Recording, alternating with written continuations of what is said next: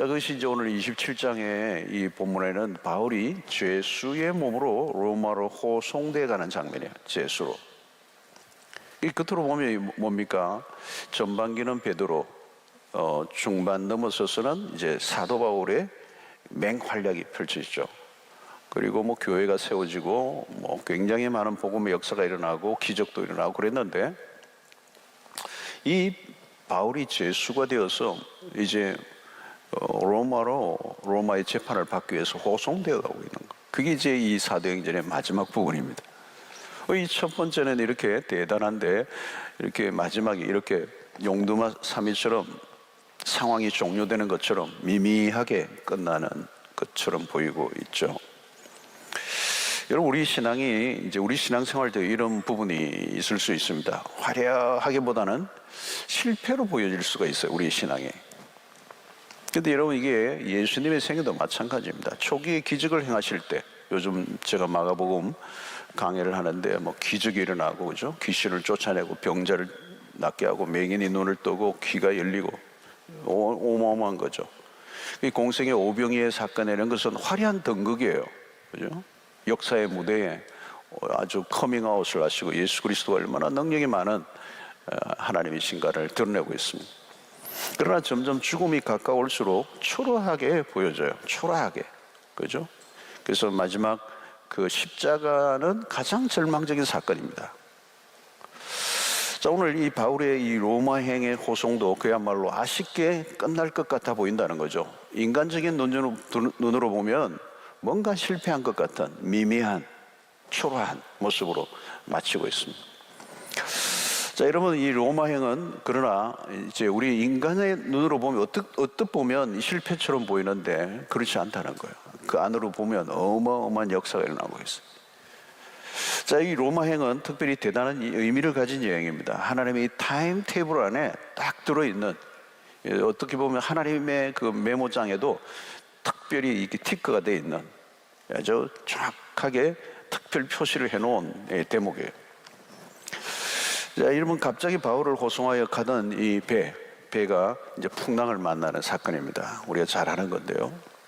당시에 이 로마의 곡창지대나 또 애굽에서 이탈리아로 밀을 실어 나르는 수송선, 뭐 상선이라고 할 수도 있는데, 이 수송하는 이 무역을 하는 이 수송선들이 오고 갔습니다.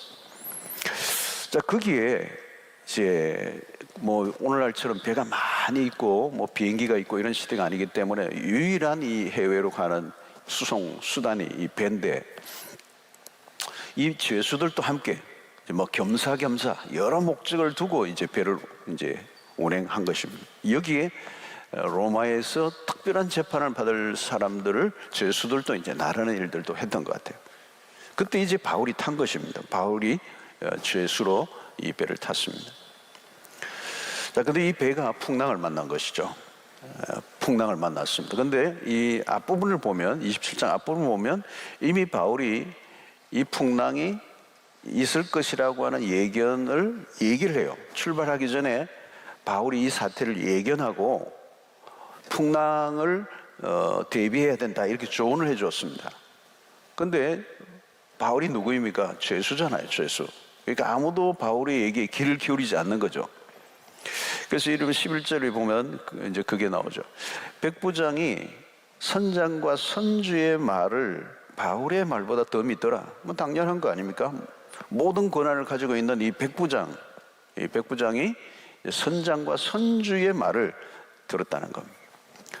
자, 여기서 이런 우리가 느끼는 건 뭐냐? 세상 안으로 들어가도 마찬가지죠, 여러분. 세상을 주도하는 사람들이 누구입니까? 힘을 가진 사람들입니다. 힘을 가진 사람. 힘을 가진 사람에 의해서 다 돌아가고 있어요. 그죠? 모든 어디를 가나 여러분, 이 권력, 힘을 가지고 있는 사람에 의해서 다 이렇게 줄을 서 있습니다. 또 모든 것이 힘을 가진 자에 의해서 돌아갈 줄로 여기고 있습니다.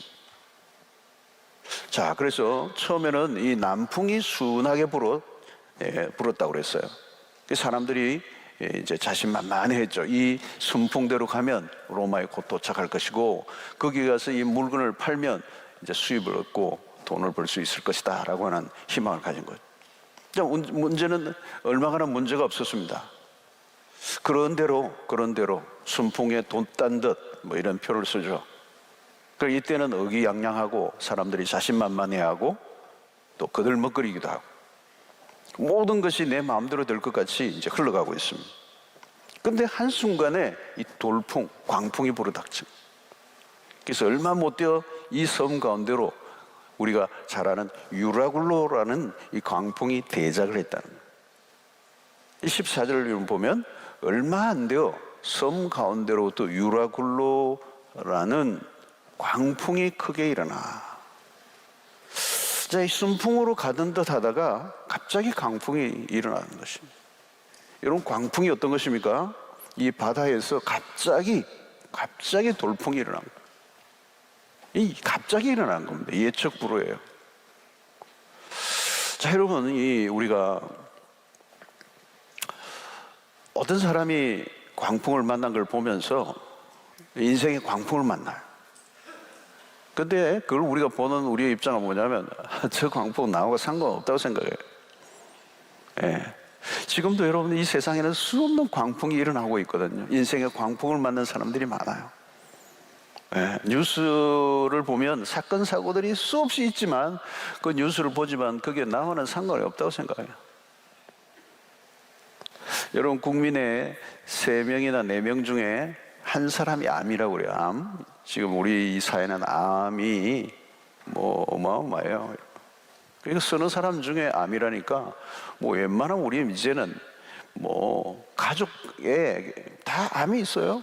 그죠? 가족 가운데 암 걸린 사람이 다 있어요. 사촌으로 가면 또 있고요. 조금만 하면 우리 주변에 우리 교회 안에도 많아요, 여러분. 그죠? 근데 주변의 사람들이 다 암에 걸려도 나하고는 상관없다고 생각해요. 예, 나는 걸릴 거라고 생각하지 않아요. 여러분, 장례식장을 아무리 다녀와도 죽음이 나와는 별로 관계없는 것처럼 여겨요. 과연 그럴까요, 여러분? 여러분, 이 광풍이 뭐냐면 예고 없이 불어닥치는 거예요. 예고가 없어요. 순풍에 처음에 이 배가 보십시오. 순풍에 돛단득한 겁니다. 순풍. 우리 인생에도 순풍이 있죠, 여러분. 별일 없이 아무런 문제 없이 잘 가는 것 같아요. 이 배도 그랬다고요. 근데 광풍이 갑자기 닥친 거예요. 광풍이란 뭐냐? 예고 없이 갑자기. 여러분, 광풍이 불면 어떻게 되는 것입니까? 이건 불가항력이에요. 불가항력. 다시 말하면 우리가 저항할 수 없는 거라는 거죠. 우리가 저항을 해도 소용없어. 그 광풍이 너무 세기 때문에 덮쳐버리는 거죠. 그래서 우리가 다룰 수 있는 한계를 훨씬 더 뛰어넘은 것이 광풍이라는 거예요. 여러분, 우리 인생에 이런 일이 언제 누구에게든지 일어날 수 있는 게 광풍. 이들은 순풍으로 갈 때만 해도 이걸 몰랐어요. 근데 갑자기 닥친 겁니다. 자, 이때 어떤 일이 일어납니까? 여러분, 15절을 보면 배가 밀려, 이 광풍이 치니까 배가 밀리는 거잖아요. 그 밀린다는 말은 뭡니까? 내가 목표한 지점을 갈 수 없는 거예요. 그래서 바람을 맞추어 갈 수 없어. 바람이 일정하게 불어줘야, 적절하게 불어줘야 바람을 타고 이 돛이 가는데, 이게 광풍을 부니까 갈 수 없어. 가는 대로 두고 지 맘대로 가는 거예요. 쫓겨가다가 이렇게 했어요. 배가 처음에 밀린다는 겁니다. 바람을 이기지 못하니까. 이건 뭐죠? 속수무책이에요.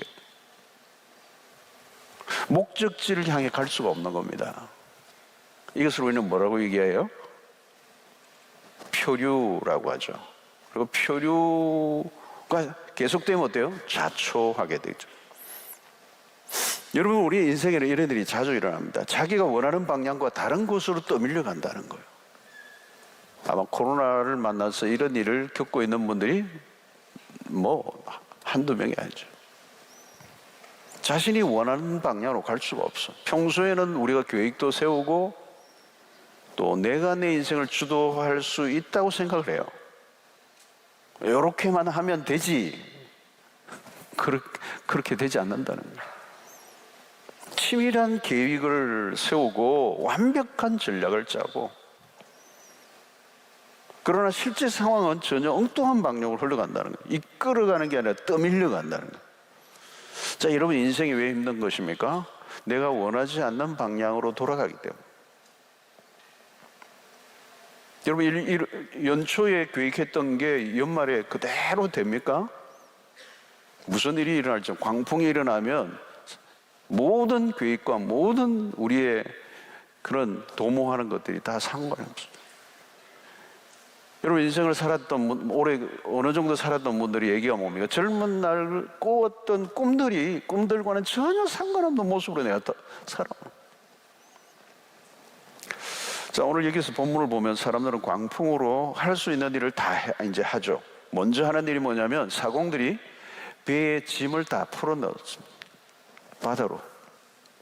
왜 이게 이제 이 바람이 광풍이 부니까 배가 침몰을 할 수 있기 때문에 이제 배의 무게를 좀 줄이기 위해서 짐을 막 풀어 넣는 거죠. 여러분, 이 짐들은 뭡니까? 이 짐들은 그들이 애지중지하는 거죠. 그들의 꿈이 담겨 있는 겁니다. 그들의 노력의 대가고, 그것을 팔아야 돈을 벌고 먹고 살고, 그들의 성공을 위해서 모아왔던, 자랑스럽게 여기는 어떤 자기의 물건들일 수 있어요. 여러분, 평소에 아끼던 거 아니겠어요? 얼마나 애지중지하는 거겠습니까? 그들이 가지고 있는, 그들이 붙들고 있는 전부일 수도 있어요. 그거 다 버려야 되는 거예요. 던지기 바빠요. 왜 던집니까, 여러분? 그것을 던져야 내가 살 수 있으니까. 생명에 전혀 도움이 안 되는 거예요. 아무리 내가 가지고 있는 배 위에 많은 무역 물품을 쌓아놓아도 그게 나를 살리는 데 도움이 전혀 안 되고, 오히려 위기의 상황에는 더 위협적인 존재가 될 수 있기 때문에.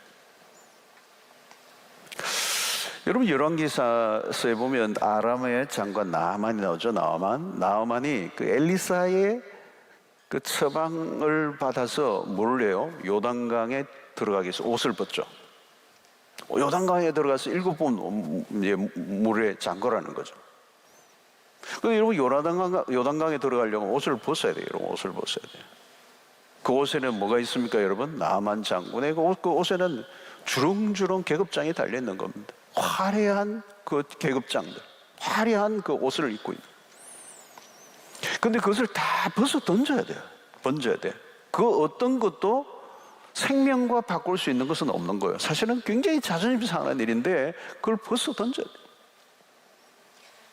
사람들은 살려고 미련 없이 모든 것을 내던집니다. 처음에는 짐을 던졌어요. 그런데 살 이후에 대해서 뭘 던져요? 배의 기구들을 던진다는 거예요. 이건 뭐냐면 결정적인 순간 마지막까지 가면 내가 마지막까지 놓치지 못하고 붙들고 있던 것까지도 이 광풍은 다 버리게 하는 거예요. 여러분 인생에 광풍을 만나면 그래요. 평소에는 전혀 내가 생각하지 못했던 것까지 하나님이 우리의 삶에 버려야 할 것들을 버리게 하세요. 하나님, 이거는 안 됩니다. 그것도 버려라. 죽을래? 죽는 게 낫냐? 네가 버리는 게 낫냐? 여러분, 우리의 인생이 그렇습니다. 사실은 이 배에 쌓아놓았던 이 모든 것들이 광풍이 불 때는 오히려 위협적인 존재가 되는 거예요. 얼마나 허망한 일입니까? 오히려 자신의 삶을 위협하는 흉기가 된다는 거예요. 결국 오늘 여기서 중요한 것은 뭡니까? 그들은 생명을 귀중하게 여기는 거예요. 생명. 인생의 풍랑이 밀어닥칠 때 이것만은 안 된다고 생각했던 것까지 버려야 하는 순간이 오는 이유는 이 생명. 그러나 모든 수단과 방법을 동원해 보지만 해결되지 않아요. 그래서 오늘 여러 날 해와 별이 보이지 않고 큰 풍랑이 그대로 있어 구원의 여망이 다 없어졌다고 그랬어요. 사람들이 초죽음이 돼 있는 거죠, 여러분. 그리고 괴로워하고 있습니다. 이 바다를 지나는 여러분, 누군가의 인생을 항해로 비유를 많이 했어요. 그중에 우리가 그런 글들을 많이 읽잖아요. 인생을 항해로 비유를 해요. 바다를 여행하는, 정말 그런 것 같아요. 지금 이 바다에서 항해를 하고 있는 이 모습이 우리의 인생의 모습을 그대로 닮아 있어. 순풍에 돛단 듯 막 잘 나갈 때도 있지만 풍랑이 거치게 몰아닥치고. 자, 바로 이때 그 환란 가운데서 놀라운 이야기를 한 사람이 나타나죠. 바울입니다. 22절을 보면 내가 너희를 구원하노니 이제는 안심하라. 너희 중 아무도 생명에는 아무런 손상이 없겠고 오직 배뿐이리라. 자, 이런 바울이 사람들을 안심시키고 있습니다. 이제는 안심하라. 이제 믿어지지 않는 말을 하고 있어. 너희 중 아무도 생명에는 지장이 없겠고 손상을 입는 것은 배밖에 없다. 너희들 살 거다. 이게 이런 뭐예요? 사실 복음이죠, 복음. 너희들 살 거다. 염려하지 마라. 이게 반대로 얘기하면 안 되죠. 배나 쌓아놓은 짐들은 아무 피해가 없지만 당신들의 생명은 다 죽을 거다. 이랬으면 어떻게 되겠어요, 여러분? 오늘 여기 바울은 모두가 죽는다고 하는데 소망을 지금 노래하고 있는 거예요. 모두가 끝이라고 하는데 끝이 아니야. 이 얘기를 하는 겁니다.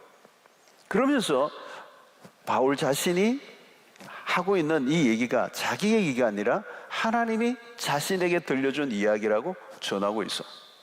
그게 23절부터 25절입니다. 한번 제가 읽어보겠습니다. 내가 속한 바, 곧 내가 섬기는 하나님의 사자가 어젯밤에 내 곁에 서서 말하되 바울아 두려워하지 말라. 내가 가이사 앞에 서야 하겠고 또 하나님께서 너와 함께 항해하는 자를 다 내게 주셨다 하였으니 그러므로 여러분이여 안심하라. 나는 내게 말씀하신 그대로 되리라고 하나님을 믿노라 그랬어요. 여러분, 바울은 지금 자기가 하고 있는 말이 아니에요. 풍랑 속에서 막 하다가 바울도 지금 헛소리하고 있는 거 아니에요. 여러분 23절을 자세히 봐야 돼요.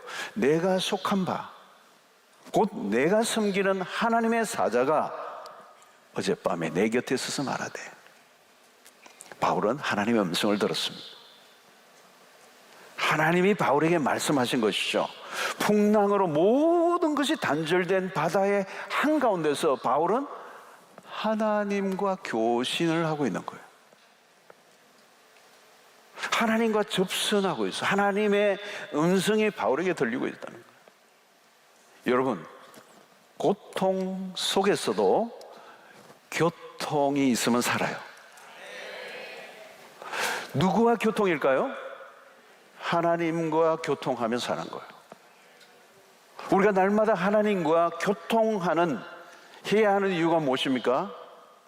이 땅에서의 삶에 풍랑이 예기치 않게 일어나고 있기 때문에. 그때 하나님의 말씀이 들릴 때 그게 생명줄이에요. 여러분, 평소에 하나님과 교제를 하는 게 매우 중요합니다.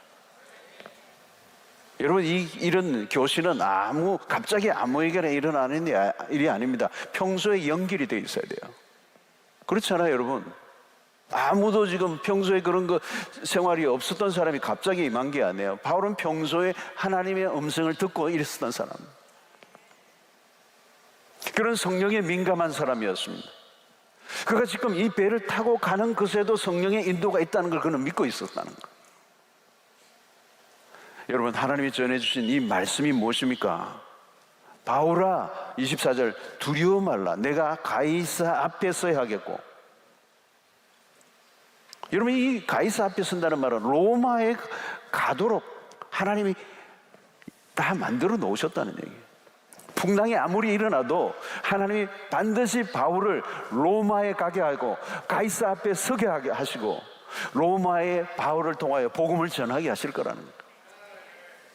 그래서 그것 때문에 하나님께서 너와 함께 항해하는 자를 다 내게 주었다. 이 말은 뭡니까? 지금 바울 때문에 함께 타고 있는 모든 사람들 아무리 풍랑이 일어나도 너 때문에 다 산다. 그 얘기하는 거 아니에요? 여러분, 바울아 너가 가이사 앞에 서야 할 것이다. 이거는 바울이 하나님으로부터 받은 특명입니다. 특명. 하나님은 바울이 받은 임무가 완수될 때까지 그를 지켜주시겠다는 거예요. 여기 중요한 말씀이 들어있는 거죠, 여러분. 하나님이 주신 말씀 안에 확실한 한 가지는 뭡니까? 지금 일어난 상황에 놀랄 일이 없다는 겁니다. 그 상황보다 더 크신 하나님의 섭리가 있다는 거예요. 그게 바로 바울이 받은 사명 때문에. 여러분, 하나님의 관심이 거기에 있는 것이죠. 하나님의 관심. 하나님의 특명을 받은 바울이 지금 그 상선을 타고 가고 있으니까 하나님의 관심은 거기에 있는 거예요. 바울에게 있는 것입니다. 바울이 아직 감당할 사명이 있는 한 그 배는 침몰될 수 없는 거예요. 바울이 뚜렷이 들었습니다. 지금 상황이 아무리 험악해도 너의 사명을 감당하는 것을 막을 것이 없다. 염려하지 마라. 그래서 너 때문에 너 주변에 그 함께 행선한 모든 사람을 다 너에게 줬다. 사랑하는 성도 여러분, 이것이 뭡니까? 바울 때문에 다른 사람까지 사는 거예요. 바울 때문에 다른 사람이 덕을 보는 거예요. 덕을 보는 거예요. 이게 정석입니다, 여러분. 신자 때문에 여러분 주변 사람이 피해를 입는 게 아니고요, 덕을 봐야 돼. 덕을 봐야 돼. 그걸 알아야 돼요. 예수님 안 믿는 사람도 야, 너 때문에 우리가 덕을 본 것 같아. 교회도 마찬가지. 여러분, 교회도 주변의 사람들이 그 교회가 다른 교회로 다른 곳으로 옮기려고 그러면 제발 우리 이 동네에 있어 달라고 그렇게 해야 돼요. 그 교회 때문에 이 동네가 복을 받는다는 거예요. 그걸 세상 사람들이 인정하는 교회가 돼야 돼. 그죠?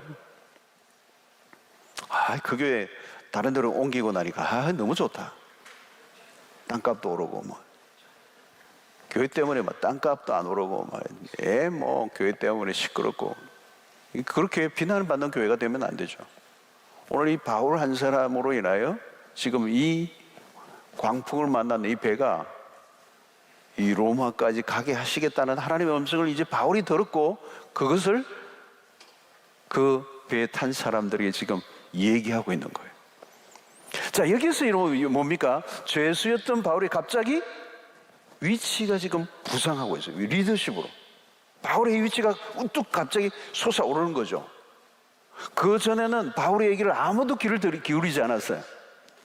근데 지금 바울의 얘기에 이제 죽을 고비를 넘기면서 이제 아무런 구원의 여망도 없는 밑바닥까지 갔던 그들이 이제 바울의 얘기에 귀를 기울이기 시작하는 거예요. 34절에 보니까 음식 먹기를 권하노니 이것이 너희의 구원을 위한 것이요 너희 중 머리카락 하나도 잃을 자가 없으리라 하고, 바울이 지금 담대하게 얘기하고 있는 거예요. 떡을 가져다가 모든 사람 앞에서 하나님께 축사하고 떼어 먹기를 시작하며 그들도 안심하고 받아 먹으니 그랬어요.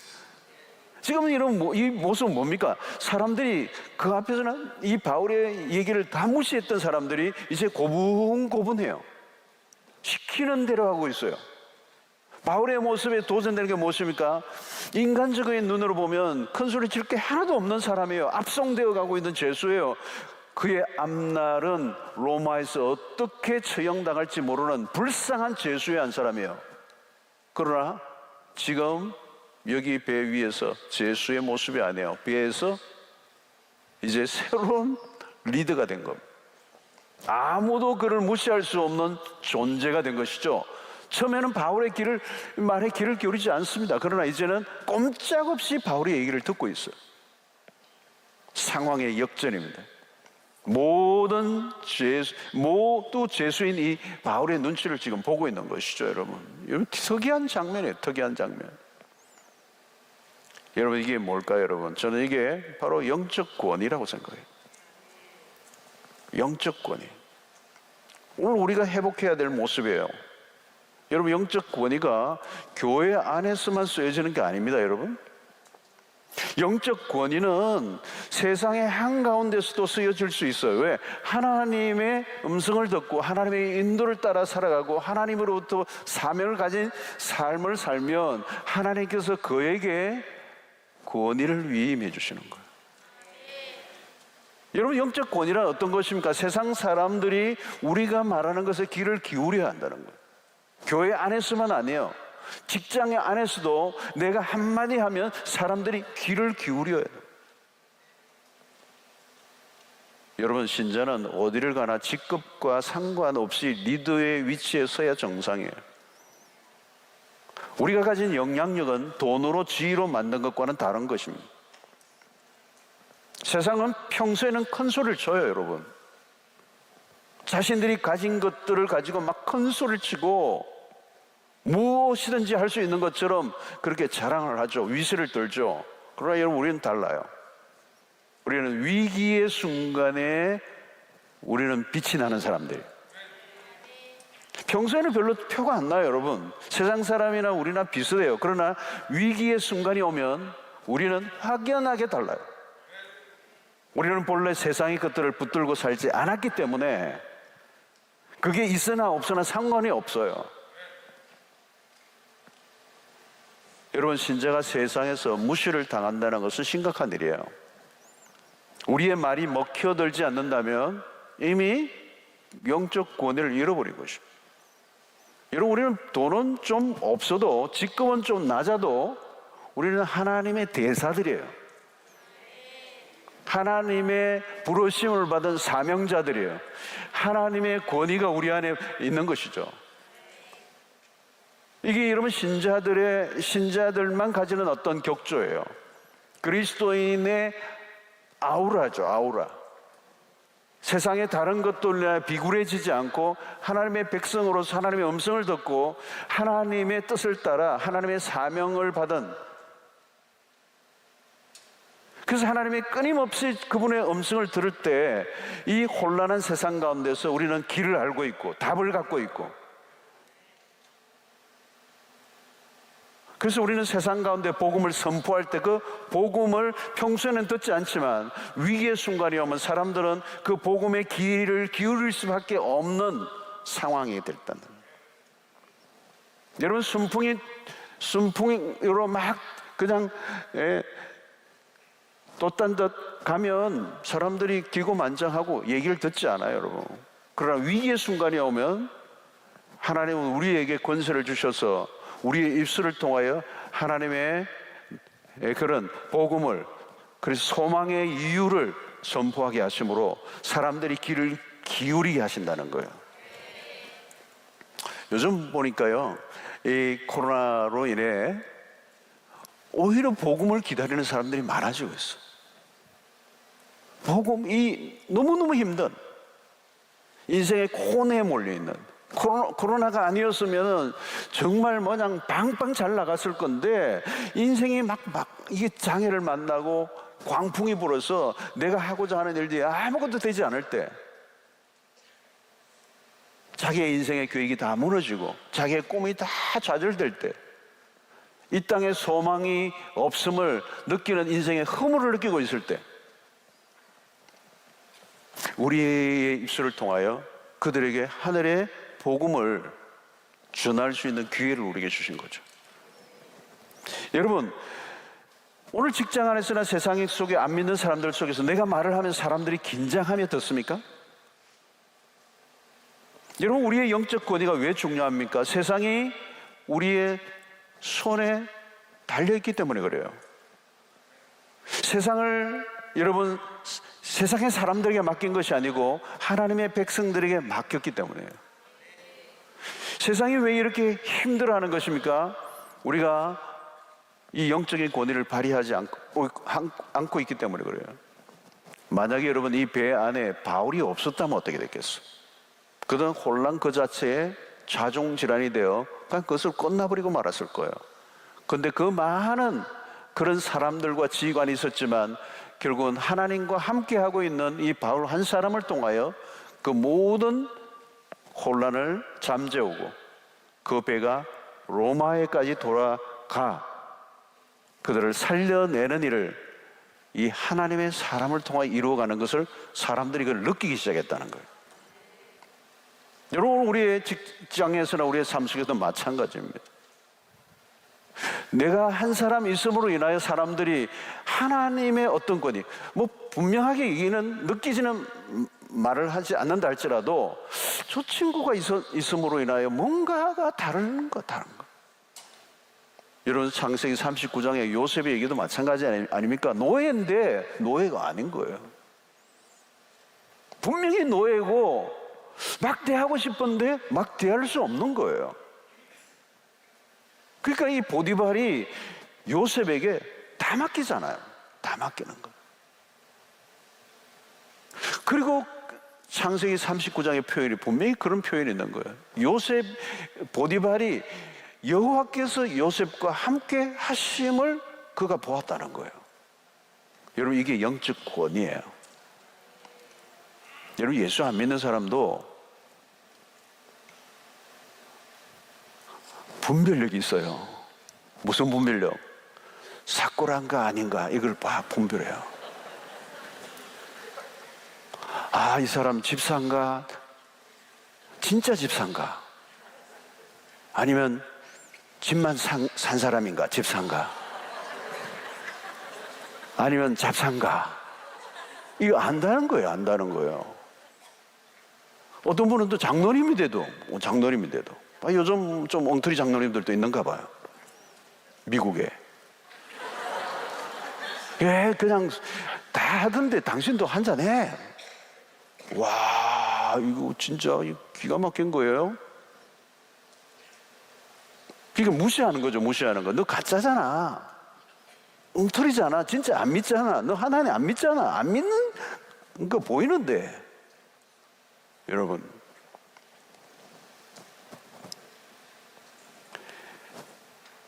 오늘 이 배 안에 위기 가운데 그 위기에서 방향을 제시해주는 한 사람이 필요한 거예요. 이 풍랑을 만나는 이 배 위에서 그냥 좌초를 당하고 그냥 모든 꿈과 모든 게 다 끝나버릴 수밖에 없는 이 혼란, 배가 바람에 떠밀려가는 위험천만한 이 위기 속에 있는데 바울이 방향을 제시하는 거예요. 길이 있다고 말하는 거예요. 배의 운명을 진 것은 우리가 아니라 하나님이라는 걸 알려주는 거예요. 지금 그걸 선포하고 있는 거잖아요. 어떻게 그게 담력이 나옵니까? 재수인데 하나님이 어젯밤에 나에게 말씀하셨다는 거예요. 여러분, 직장에 고용되어 있을 때도 그냥 월급만 받지 마시고 그 직장을 위해서 진짜 기도를 하시고 그 오너를 위해서 진짜 기도하시고, 어떤 날은 하나님이 기도하시면 사장 오너보다 더 그 회사에 대한 어떤 통찰력을 주실 수 있어. 이러면 이 회사 망합니다 하는 걸 하나님 주실 수 있어요. 그럼 회장에게 얘기하고 망한다더나 어쩌면 되겠냐. 물으러 와야 돼요. 제가 하나님께도 기도해 보겠습니다. 여러분, 이 사건 속에 보여주는 것은 무엇입니까? 예수를 믿는 사람이나 믿지 않는 사람에게나 동일하게 환난은 찾아와요. 바울이 탔다고 이 배가 풍랑을 만나지 않은 게 아니죠. 바울이 탔지만 풍랑이 왔어요. 예수님이 탄 배도 풍랑이 왔어요. 그러니까 예수 믿는 사람이 믿지 않는 사람이나 동일하게 인생의 풍랑이 와요. 환난이 찾아온다는 거예요. 사명을 가진 사람이나 그렇지 않은 사람에 동일하게 어려움이 닥쳐요. 함께 배는 흔들리는 겁니다. 그러나 바울은 전혀 달라져. 풍랑일 때 비로소 바울은, 풍랑이 일어나지 않았다면 바울은 그냥 죄수의 한 사람이었어요. 아무도 그의 말에 귀를 기울이려고 하지도 않았어요. 그런데 풍랑이 일어나니까 어떻게 해요? 비로소 바울의 위치가 드러나기 시작하는 거예요. 무엇을 의미합니까, 여러분? 우리의 인생에 위기가 찾아오면 신자는 빛이 나게 돼 있어요. 진짜 예수를 믿는 사람이라면 위기의 세상에 오면 하나님의 백성들은 그때야말로 그 위치가 독보적으로 도드라져요. 왜? 하나님은 그를 통하여 세상의 위기를, 그 풍랑을, 환란을 잠재우기를 원하시기 때문에, 그래서 하나님의 살아계심을 그를 통하여 세상 가운데 드러내기를 원하시기 때문에. 여러분, 한번 흔들어 보면 진짜 가짜가 나와요. 우리는 흔들리는 세상에 함께 흔들리면 안 됩니다. 그럴 수 없어요, 여러분. 세상 사람들이 하는 고민 똑같이 하고, 세상 사람들이 두려워하는 것에 똑같이 두려워하고, 세상 사람들이 부들부들 떠는데 똑같이 부들부들 떨고. 그러면 여러분, 그건 문제가 있는 겁니다. 바울은 지금 풍랑의 한가운데서 거의 초죽음의 상황이 있지만 바울은 마지막 보루로 서 있는 거예요. 여러분, 안 믿는 집안 식구들이 있으면 내가 혼자 믿는다. 내가 지금 그 가정의 마지막 보루로 서 있는 거예요. 그때야말로 가정을 복음화하는 중요한 기회예요, 기회. 같이 힘들다고 같이 그냥 울고 불고 막 죽는다고 그러면 소망이 없어요. 누가 그들을 이끌어낼 수가 있어요? 캄캄한 밤 바다에 하나님의 백성들은 등대처럼 서 있어야 된다는 거예요. 저 친구 보니까 뭐가 있네. 다 죽는다고 그러는데 뭔가 얼굴에 빛이 있고 서광이 비치고 뭔가 담대함이 있고 짓눌리지 않는, 모두가 불안해서 부들부들 떨고 눈동자에서도 벌써 불안이 가득하 있는데 뭔가 눈에서 막 그냥 빛이 나오는, 우리가 그런 사람들이어야 돼요. 그게 영적인 권위들이에요, 여러분. 우리의 죽고 사는 것은 하나님의 손에 있는 거예요. 코로나19로 인해 우리도 똑같이 세상 사람들에게 파묻혀서 세상 사람들이 이 코로나에 반응하는 것 같이 똑같이 우리도 반응한다면 이 위기의 세상에서 하나님의 백성됨의 그 진가를 누가 드러내고 누가 구원의 복음을 전할 수가 있는 거예요.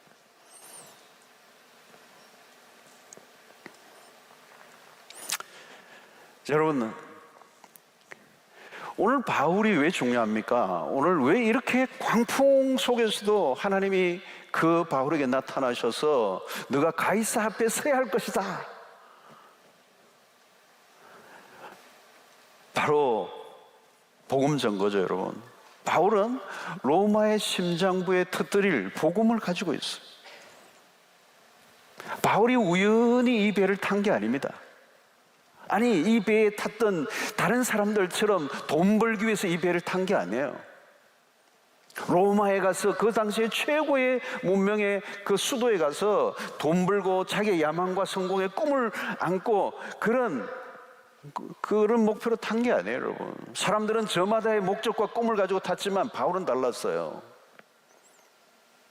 바울을 그 배에 태우신 분이 하나님이시네요. 하나님이 태우셨어요, 그 배를. 뭐 때문에? 사명 때문에. 로마도 보아야 하겠다라고 하는 바울의 그 부푼 꿈들이 이제 이루어진 거죠. 이 모든 세계는 로마를 통하여, 로마의 길을 통하여 증거되는 로마의 길이 그렇게 잘 닦여 있는 것처럼 그 길들을 통하여 복음이 로마에 한번 꽂혀지면 온 세계에 흩어질 그 환상. 바울이 하나님이 그를 로마로 데리고 가시기 위한 목적을 둔 배예요. 그들은 상선이었지만 하나님이 만들어 놓으신 배, 그죠? 다른 사람들은 다 엑스트라예요, 사실은.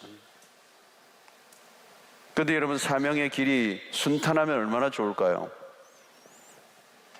여러분, 우리가 주님을 위해서 살고자 애를 쓰지만 결단하고 나가지만 쉽지 않잖아요, 여러분. 어려움이 찾아오죠. 난 주를 위해서 살고자 하는데 왜 이렇게 하나님이 안 밀어주십니까? 괜히 이 길을 들었었나라고 하는 후회를, 그런 생각을 할 때도 있지만, 그렇지 않죠, 여러분? 하나님의 더 깊은 뜻이 숨어 있는 거죠. 여러분, 교회에서도 사회 가다 보면 어떤 데는 막 속상하는 일도 있고요, 막 힘든 일이 있고, 괜히 막 사람들에게 뭐 오해도 받기도 하고, 시험 들 일도 있고, 막 그런 일이 막 있잖아요, 여러분. 괜히 예배만 드리고 왔다 갔다 할 걸 괜히 내가 막 그냥 그 목사님하고 눈이 맞아가지고 그때 일이 그냥 무슨 뭐를 맡아가지고 내가 괜히 이렇게 그때 피했어야 되는데, 불필요한 오해를 사기도 하고 힘든 일을 맞을 때도 있어요, 여러분. 그러나 여러분, 오늘 하나님의 백성은 우리 혼자만을 위해서 살기를 위해서 존재하는 사람들이 아니에요. 바울이 탄 배의 풍랑으로 함께 시달리고 있어요. 사명자가 가는 길에 광풍을 만나지 않게 하시는 것만이 아니라 광풍 속에 광풍을 만난 인생들을 건져내게 하시는 것이 하나님의 뜻이죠. 여러분, 우리 주변에 난파를 당한 사람들이 참 많습니다. 밀물, 썰물에 또 밀려다니는 사람들이 얼마나 많습니까? 인생의 길에 조난을 당해 죽어가고 있는 사람들이 얼마나 많습니까? 요즘 이 우리의 상황이 그래요. 너무도 많은 사람들이 이 광풍을 만나 험난한 이 파고를 이기지 못하고 떠밀려 다니는 그런 삶을 살고 있는 사람들. 여러분, 그런 사람들 한가운데 하나님 우리를 같이 어떤 때는 풍랑을 만난 것처럼 힘들어 할 수밖에 없는 그런 어려움들이 있는 성도들이 있을 거예요. 그러나 여러분, 거기에서 함께 두려워하고 죽겠다고 소리를 지르면 안 돼요, 여러분. 정신을 차리고 담대하게 하나님의 나에게 주신 음성을 들어야 할 뿐만 아니라 나를 통하여 세상 사람들에게 소망의 복음을 전해야 하는 것입니다. 오직 예수만이 소망이라고 알려줘야 된다는 거예요. 혼자서 여러분 예수를 믿고 왔다 갔다 하고 그러다가 나도 막 광풍 만나가 어느 날 막 원망불평하고 끝나버리는 인생이 아니라 광풍 속에서 하나님 나로 하여금 광풍을 만나는 인생들을 구원의 길로 이끌라고 나를 사명자로 그곳에 세우셨다는 거예요. 여러분, 세상 사람들 너무 부러워하지 마십시오. 광풍이 한번 일어나면요 끝이에요, 여러분. 하나님이 살짝만 흔들어도요 모든 게 한순간에 다 날아가 버려요. 여러분, 쓸데없는 것들로 인하여 신세 타령을 하거나 나는 불행하다고 불평하지 마세요. 괜히 세상의 것들 바라보고 비교하고 주눅들고 할 이유가 없어요. 보십시오. 광풍이 일어나면요 다 쓸데없는 것들이에요. 내가 막 그렇게 애지중지하고 그냥 모든 걸 걸어서 쌓아놓았던 것이요 다 버려야 돼요, 여러분. 광풍을 만나면 자기를 살려주지 못해요, 여러분. 돈을 얼마나 가지고 있어도 여러분 그 죽음의 위기 앞에 나를 살려주지를 못해요. 그러면요 그 풍랑 앞에 그동안에 갖추었던 뭐 품위, 기품 다 깨지고 초라한 모습으로 서 있는 거죠. 우리는 여러분 풍랑에 허우적거리는 사람들을 살려내야 할 사람들이지 그 안에 함께 빠져 헤맬 사람들이 아니라는 겁니다. 삶이 흔들릴수록 우리가 붙들어야 될 것이 무엇인지를 확인해야 합니다. 자, 광풍 속에서 하나님은 바울의 일행을 보호하시면 그리고 광풍으로부터 건져내셨고 28장을 보면요 독사에게 물려도 전혀 상함이 없는 일들이 일어나요. 그것을 본 섬의 토인들은 바울을 신으로 착각을 합니다. 진짜 그런 거죠. 여러분, 독사에게 물렸는데 안 죽는 거예요. 안 죽는. 그렇다고 여러분 이 독사 일부러 물려가지고 죽나 안 죽나 확인해 보려는 할 필요는 없어요. 이게 뭡니까, 여러분? 이게 무슨 일이 일어난 겁니까? 사람들이 신기한 거죠. 막 신이라고. 사실 그들이 본 게 맞아요. 거의 신적인 삶을 사는 거예요. 하나님의 놀라운 은혜를 주신 거예요. 왜 그런 기적이 일어나느냐는 거죠. 왜 광풍에서도 하나님이 그들을 건져주시고 그냥 침몰할 수밖에 없는 그 거대한 광풍 앞에서 그들을 다 살려내게 하시고, 독사에 물려서도 죽지 않는 이런 기적이 왜 일어나느냐. 이런 기적이 대단한 게 아니고, 기적에 놀랄 일이 아니고, 기적을 베풀어 주시면서까지도 그와 동행해 주시는 이유가 분명히 있다는 거예요. 뭐예요, 여러분? 바울이 받은 복음, 그것을 로마에 증거해야 하는 사명. 여러분, 사명이 얼마나 중요한지 몰라요. 사명. 내가 살아야 할 이유. 여러분, 하나님께서 사명자를 얼마나 애지중지하시는지 몰라요, 여러분. 요나스를 보십시오. 요나스도 보면 요나가 탄배가 막 풍랑이 막 일어나잖아요, 여러분. 이 풍랑은 여러분 그냥 일어나는 게 아니에요, 여러분. 풍랑은 사실 요나 때문에 일어났어요. 그거는 좀 다르지만, 근데 요나를 바다에 던지자 풍랑이 잠잠하게 되잖아요. 사도행전 상황과는 좀 다르지만 한 가지는 분명해요. 하나님의 관심은 하나님의 사람에게 있어요. 바울은 그 사명을 분명히 가지고 있고, 타의에 의해서 상선에 실려 호송받아가고 있지만 하나님의 분명한 목적을 안고 가고 있기 때문에 그 광풍 속에서도 그 광풍을 다루시죠, 하나님이. 이 요나스도 마찬가지. 요나는 하나님이 가라고 하는 니느웨로 가지 않고 사명을 받은 사람이 다시스로 가는 배를 타고 가니까 하나님이 그를 딱 끄집어내시는 거예요. 제비 뽑는데 어떻게 정확하게 용화되는 거예요. 배 밑창에서 콜콜 차고 있는데 딱 찾아내시고 정확하게 그 큰 물고기 안에 정확하게 집어넣으시고 3일 동안 흔들어 가지고 수중신학교를 3일 동안 다니고 왁 그러니까 니느웨로 가서 복음을 전하는 거예요. 하나님이 강제적으로라도 그를 어디로 데리고 가는 거예요? 데리고 가는 거예요. 이런 뭡니까, 여러분? 하나님은 사명을 가진 사람을 놓치지 않으신다는 거예요. 어떤 방식으로든지 보호하시고, 어떤 방식으로든지 인도하시고, 어떤 방식으로든지 사용하신다는 거예요. 그러면 여러분, 하나님의 시선이 머물러 있는 곳이 어디냐는 겁니다. 지금 무슨 사건이 나에게 일어나는가가 중요하지 않아요. 내가 뭘 붙들고 있느냐는 겁니다.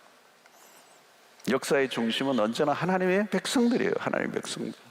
여러분들이 인정하든 인정하지 않든 여러분이 다니는 회사에 여러분이 하나님이 보기에는 가장 관심 대상 인물이에요. 무슨 기업가가 하나님의 관심의 대상이 아니에요, 여러분.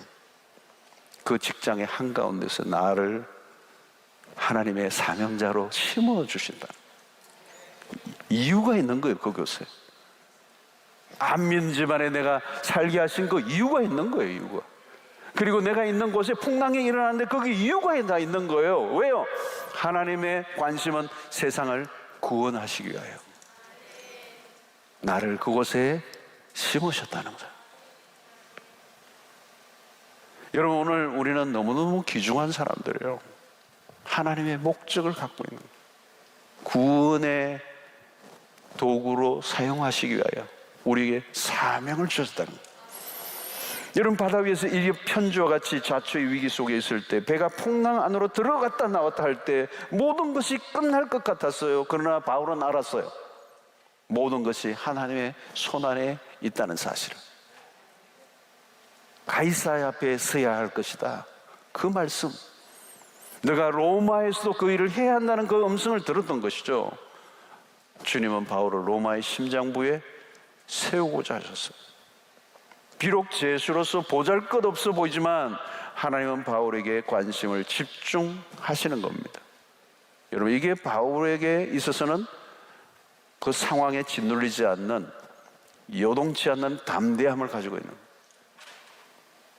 사랑하는 성도 여러분, 오늘 세상을 자세히 보십시오. 흡사 난파당한 배와 같아요. 온 세상이 흔들리고 있습니다. 흔들리지 않는 인생이 없습니다. 여러분 주변을 보십시오. 흔들리지 않는 인생이 없습니다. 막 흔드세요. 그 속에서 우리도 예외도 아니에요. 어떤 때는 너무 힘든 순간이 있습니다. 정신을 차릴 수 없을 정도로 모든 것을 흔들어 놓으실 때가 있어요. 그때 우리는 정신을 차려야 돼요. 우리에게 주어진 사명이 무엇인가? 살아야 할 이유가 뭔가? 여러분, 이게 그냥 오는 게 아니죠. 오늘 난파다운 배 안에서 바울은 하나님의 음성을 들어서 하나님과 교신이 일어났다. 그때 여러분 우리를 통하여 고명선을 띄우는 것이죠. 생명줄을 붙잡게 하시는 하나님, 우리를 통하여 그 죽어가고자 하는 죽겠다고 하는 사람들을 향하여 생명줄을 던져야 돼요. 이 복음을 외쳐야 된다는 거예요. 사랑하는 성도 여러분, 오늘 내가 속한 바, 곧 내가 섬기는 하나님의 사자가 어젯밤에 내 곁에 서서, 내가 속한 바, 여러분 우리가 어디에 속한 자입니까? 누가 나를 붙들고 있습니까? 누가 내 인생을 붙들고 있습니까? 여러분, 내가 쌓아놓았던 것이 내 인생을 붙들고 있습니까? 그건요, 한 방의 끝이에요. 오늘 우리를 붙들고 있는 것은 바로 하나님께서 나에게 주시는 그 사명, 그 사명을 하나님께서 이 풍랑 가운데 있는 바울에게 다시 확인시켜 주는 거예요. 두려워하지 마. 너가 그 사명을 이루는 날까지 이 배는 안전할 거야. 너를 살려줄 거야. 두려워하지 마. 그리고 너와 함께한 사람도 살려줄 거라고. 로마서 8장 28절, 우리가 알거니와 하나님을 사랑하는 자고 그의 뜻대로 부르심을 입은 자들에게 모든 것이 합력하여 선을 이루느니라. 결론이 우리에게 있지 않다는 겁니다. 여러분들 지금 어떤 어려움이 와도 결론을 내가 내리지 마세요. 중요한 것은 내가 하나님으로부터 받은 사명이 무엇인가를 물으셔야 됩니다. 하나님 앞에서 살아야 할 이유가 분명히 있다면 염려하지 마세요. 풍랑도 하나님이 다스리실 것입니다.